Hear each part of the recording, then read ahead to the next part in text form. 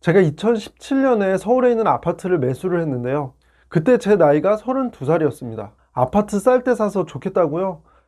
말도 마세요. 그때 제가 아파트를 산다고 했을 때 문재인 대통령께서 아파트 가격을 잡겠다고 여러 가지 정책을 내놓기 시작한 때였습니다. 그리고 2015년부터 이미 아파트 가격이 오른 상태였기 때문에 주변에서도 사지 말라고 하시는 분들이 굉장히 많았고요. 더군다나 그때 제가 샀던 아파트는 지어진 지 20년이 조금 지난 아파트였습니다. 그럼 지금 어떻게 됐을까요? 약 2년이 조금 지난 지금 20년이 넘은 아파트임에도 불구하고 웬만한 동네에 신축 아파트 이상의 가격 상승률을 보였는데요. 요즘에 신축이 대세인데 20년이 넘은 아파트였음에도 불구하고 이런 가격 상승률을 보였던 거죠. 이렇게 제가 비교적 좋은 입지의 아파트를 선택할 수 있었던 건 철저하게 데이터에 기반해서 판단을 했기 때문입니다. 부동산은 심리라고 말씀하시는 분들도 많습니다. 하지만 객관적으로 뒷받침할 수 있는 근거가 부족하다면 이런 심리도 금방 꺼지는 거 아닐까요? 30대 초반의 어린 나이에 주변에서 말렸음에도 불구하고 과감하게 아파트를 매수할 수 있었던 건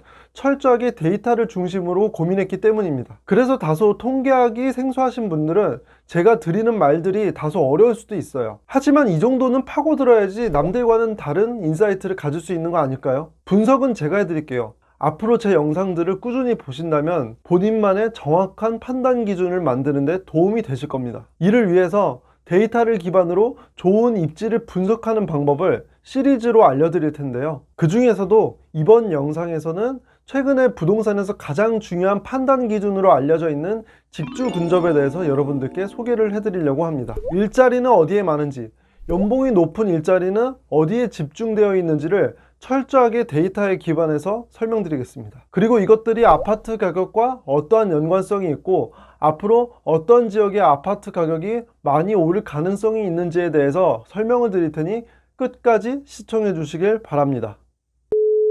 반갑습니다. 통계학 전공 광화문 금융러 제이스입니다. 최근에 맞벌이 부부가 늘어나면서 이 개념이 부동산에서 굉장히 중요해졌는데요. 이것은 바로 직주 근접입니다. 직주 근접이란 직장과 주거하는 것이 가까운 곳, 쉽게 말해서 회사 가기 편한 동네라고 생각하시면 됩니다. 아무래도 맞벌이 부부들은 빨리 퇴근해서 아이들을 돌봐야 하기 때문에 조금이라도 회사 가까운 곳에 살고 싶어 하는 거죠. 에이, 그럼 내가 회사 가기 편한 곳을 고르면 되겠네. 이게 아니라요. 입지라는 건 많은 사람들이 공감할 수 있는 곳이어야 합니다. 내 직장뿐만 아니라 다른 사람들의 직장도 함께 고려를 해야 하는 거죠. 그리고 이때 단순히 일자리 수가 많은 것만 중요한 게 아니라 그 지역의 근로자들의 소득이 어느 정도가 되는지를 함께 봐야 하는데요. 왜냐하면 소득에 따라서 대출 한도가 함께 달라지기 때문입니다. 직주 근접을 설명하기 위해 우선 서울의 3대 업무 지구를 알려드리겠습니다. 이걸 CBD, YBD, GBD라고 부르는데요. CBD는 중심 업무 지구로 서울시의 중구와 종로구 부근을 말합니다. 그리고 YBD는 여의도 업무지구, GBD는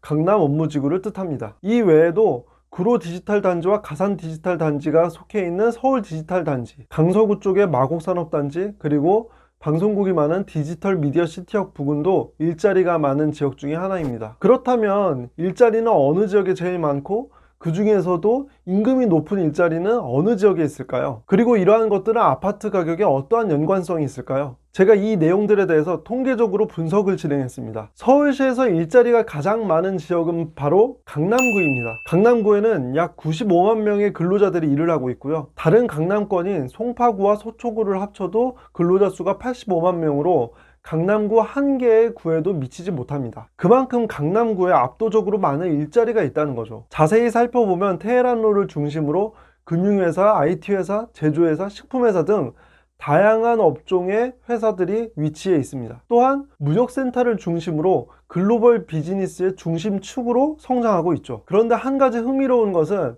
강남구는 다른 지역보다 일자리 수는 압도적으로 많았지만 1인당 평균 급여액은 생각보다 적었습니다. 1인당 평균 급여액은 3,840만 원으로 25개의 자치구 중에 9위를 차지했는데요. 이는 일자리는 많지만 상대적으로 임금이 낮은 일자리들도 많이 포함되어 있을 가능성이 있다는 것을 의미합니다. 여기 기사를 보시면 강남 일대에 공유 오피스가 활성화되어 있다는 내용을 보실 수 있잖아요. 아무래도 공유 오피스는 스타트업 기업들이 많이 입주해 있고 이런 스타트업 기업들은 상대적으로 임금이 낮을 가능성이 높기 때문에 강남구의 1인당 평균 급여액이 남은 것으로 추측해 볼 수 있습니다. 서울시에서 근로자 수가 두 번째로 많은 지역은 중구였습니다. 중구에는 약 54만 개의 일자리가 있고 평균 급여액은 4,620만 원이었습니다. 여러 공기업과 은행 그리고 보험사 본사가 위치해 있기 때문에 근로자 수는 2위, 평균 급여액은 3위를 차지했습니다. 세 번째로 근로자 수가 많은 지역은 여의도가 있는 영등포구인데요.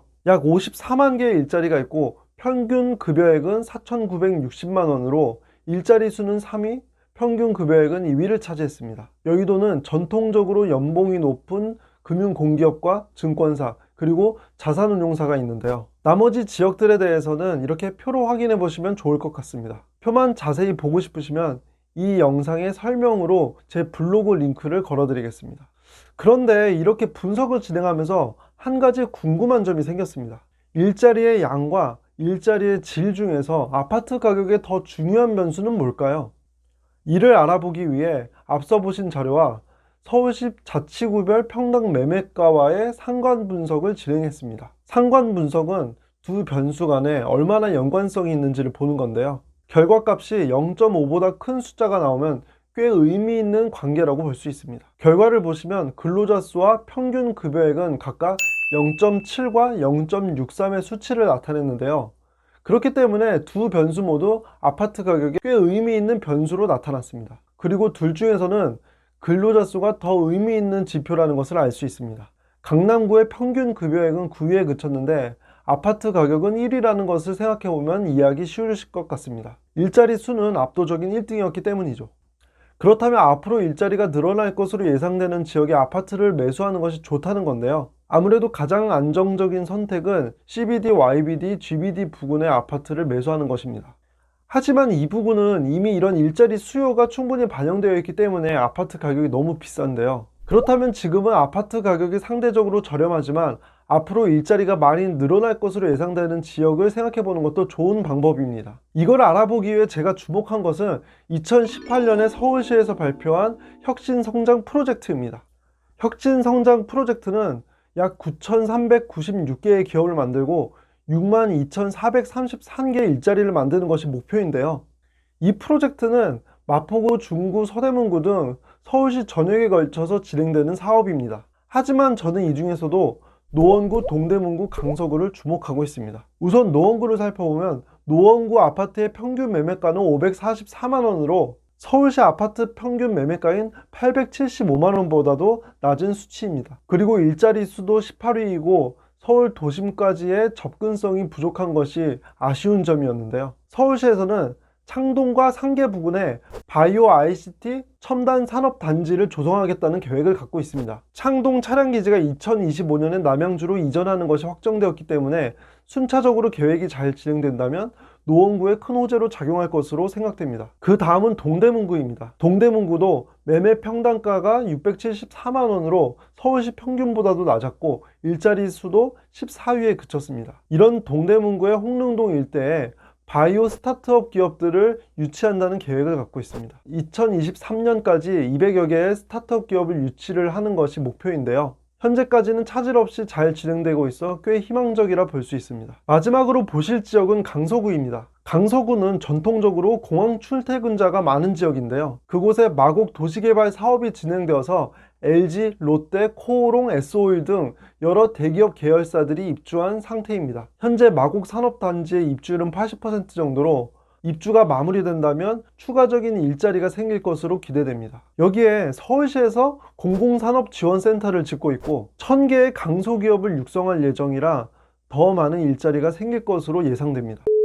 몇 년 전에 비트코인 광풍이 불었을 때 있잖아요. 기억나시나요? 그때 제 지인 중에 마이너스 통장까지 뚫어서 비트코인에 투자를 했던 분이 있었습니다. 주변에선 아무리 거품이라고 얘기를 해도 비트코인이 오를 수밖에 없는 근거만을 갖고 얘기를 하시더라고요. 그런데 지금 비트코인 가격이 떨어지고 난 다음에야 그때 내가 비트코인을 왜 샀을까 후회를 하시더라고요. 이런 걸 확증 편향이라고 하는데요. 확증 편향이란 자신의 가치관과 판단 기준에 부합하는 정보만을 받아들이고 그 외의 정보는 선택하지 않는 것을 뜻하는데요. 이런 것들이 지나치면 우리는 올바른 판단을 할 수 없기 때문에 항상 경계를 해야 합니다. 그리고 이러한 오류를 줄여주는 것이 데이터에 기반한 분석이라고 할 수 있는데요. 특히 부동산은 큰 돈을 투자해야 하는 일이기 때문에 감정은 최대한 배제하고 객관적인 시선으로 분석을 할 필요가 있습니다. 제 채널에서는 철저한 데이터 분석과 팩트를 기반으로 부동산 분석을 해드리겠습니다. 그러니 좋아요와 구독하기 그리고 알람 설정을 해주셔서 앞으로도 좋은 정보 많이 얻어가시길 바라겠습니다. 지금까지 제 영상을 시청해주셔서 감사합니다.